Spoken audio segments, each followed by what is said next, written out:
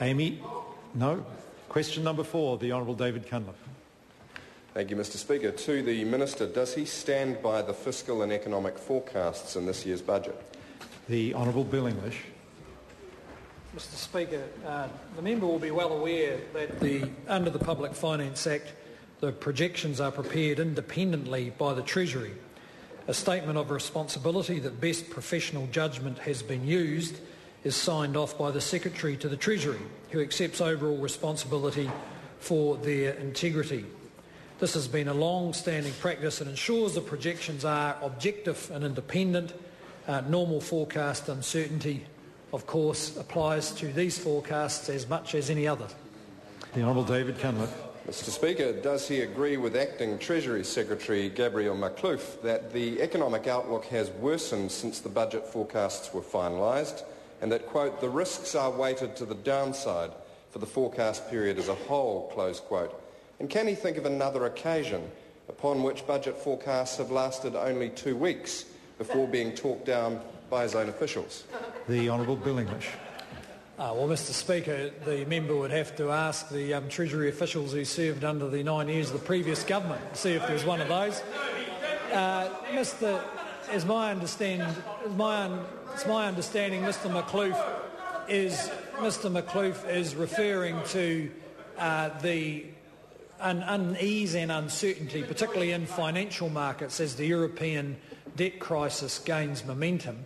The good news is that over the next 12 months, New Zealand will be only borrowing about $5 billion net in international markets instead of $20 billion, and that means we're less exposed to those risks. So I don't agree completely with Mr Cunliffe. Chris Tremaine. Thank you, Mr Speaker. To the Minister of Finance, how have the budget projections been generally received? The Honourable Bill English.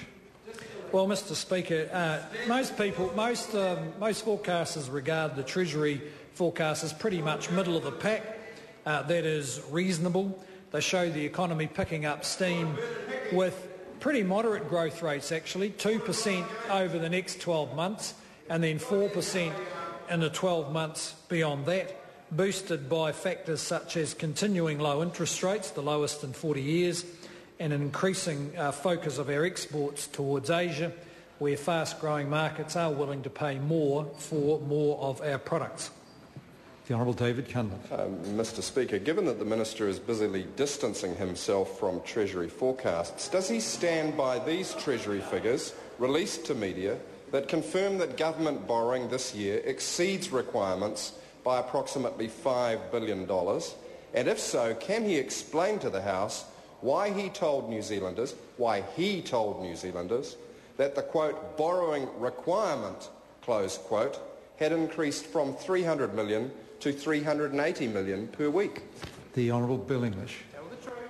Well, Mr Speaker, because that's what the New Zealand government has been borrowing on average over the last 12 months.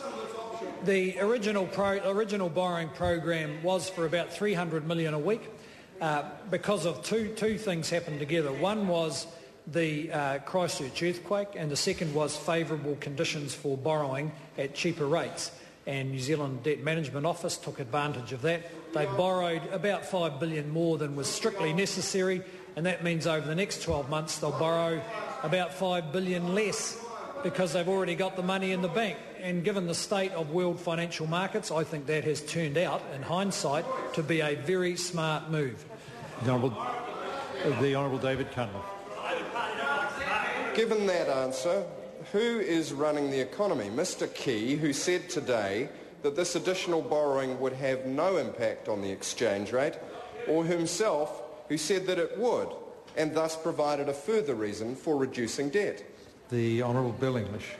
Well, Mr Speaker, the member is not quoting correctly what was actually said, but I think everyone, including himself, agrees that if the government is borrowing large amounts of money in offshore markets, such as $300 or $380 million a week, to meet the deficit requirements of running our national superannuation scheme, paying for working for families, building schools, investing in infrastructure, repairing Christchurch, then that could put some pressure on the exchange rate. The good news is that this government is getting on top of that debt. We're turning it around over the next 4 years, and that will reduce the pressure on interest rates and the exchange rate. John Biscoe.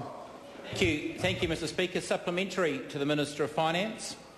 Given that Treasury forecasts have consistently overestimated annual GDP growth by 1.8% per annum on average since 2005, does the government have a strategy if growth is once again lower than its rosy forecast, other than a strategy of borrow and hope?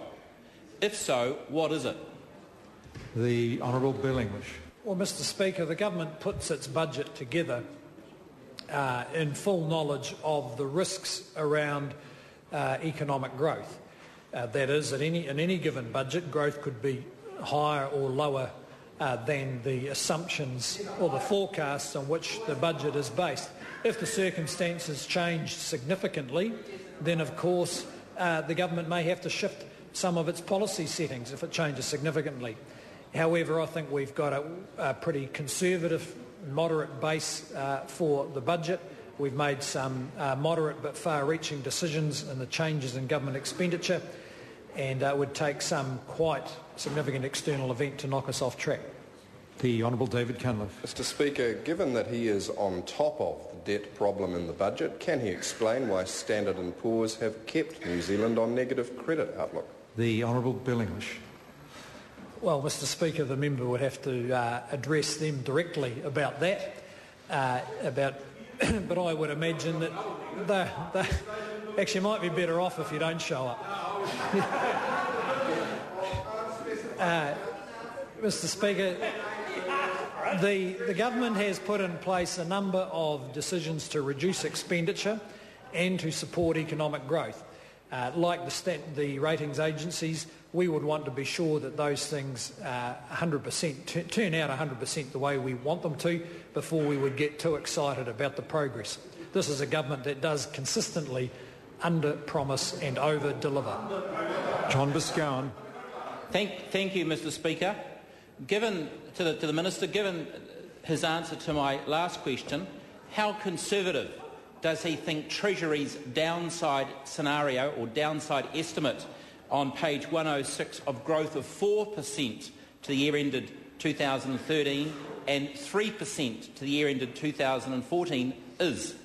The Honourable Bill English.